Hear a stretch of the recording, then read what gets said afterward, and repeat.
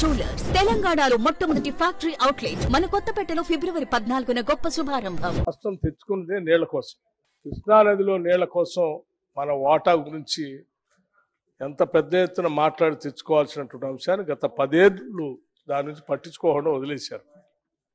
కనీసం ఇప్పుడైనా కాంగ్రెస్ ప్రభుత్వం అధికారానికి వచ్చిన తర్వాత ఇటు ముఖ్యమంత్రి రేవంత్ రెడ్డి గారు, అటు మా ఇరిగేషన్ మంత్రి ఉత్తమ్ కుమార్ రెడ్డి గారు ఆ నీళ్ల కోసం, ఆ నీళ్లపైన ఉన్న వాటా కోసం, ఆడ ఆల్రెడీ కట్టి ఉన్నటువంటి ప్రాజెక్టుల కోసం, నడుస్తున్నటువంటి ప్రాజెక్టుల కోసం, కట్టబోయే ప్రాజెక్టుల కోసం నీటి వాటా గురించి వాళ్ళు పాపం తప్పించి వాళ్ళు ఏదో ప్రయత్నం చేస్తూ ఉన్నారు.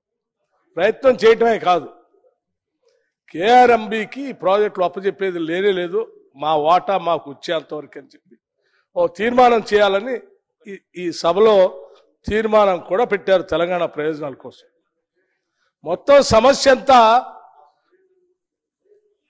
చిన్న సమస్య, ఒకటే సమస్య, ఆ నీళ్ల కోసం పోరాటం చేసిన తీర్మానం. ఈ తీర్మానానికి సంబంధించి, ఇంత ముఖ్యమైన తీర్మానానికి సంబంధించి ఇప్పుడే మనం రామాయణం అంతా చర్చించుకోవాల్సిన అవసరం లేదు. కట్టే కొట్టే తెచ్చా, వారధి కట్టాడు, కొట్టాడు, సీతమ్మని తెచ్చాడు, ఇదే మొత్తం రామాయణం. అట్లాగే ఈ కృష్ణానది నీళ్ళకు సంబంధించి కూడా 3 అంశాలు అధ్యక్ష.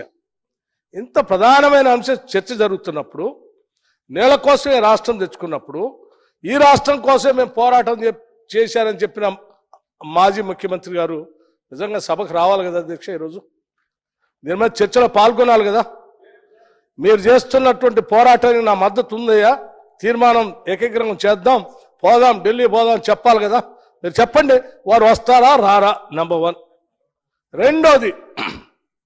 రెండో అతి ముఖ్యమైనటువంటి అంశం, మీరు ముఖ్యమంత్రిగా ఉన్నప్పుడు, ఇరిగేషన్ మంత్రిగా ఉన్నప్పుడు మీ దగ్గర కార్యదర్శిగా పనిచేసినటువంటి స్మితా సబర్వాల్ గారు ఆ లేఖ రాశారా లేదా చెప్పండి, రాశారా లేదా చెప్పండి. రెండో అంశం, అరే ఈ రెండే కదా ముఖ్యమైనవి. ఇక మూడోది అతి ముఖ్యమైనది, మేము పెట్టిన తీర్మానానికి మీరు సంపూర్ణంగా మద్దతు ఇచ్చి మేము చేసే ప్రయత్నానికి మీరు బాగా చేస్తూ ఉన్నారు. మా వల్ల కాలేకపోయింది, మేము తప్పులు చేశాము, పొరపాటు అయిపోయింది, మీ తీర్మానానికి మేము మద్దతు ఇస్తున్నామని చెప్తారా లేదా? ఈ 3 కదా. ఈ 3 వదిలేసి ఓ కథలని చెప్తూ ఉపయోగం ఉంది? ఈ 3 మీద సమాధానం చెప్పండి హరీష్ రావు గారు.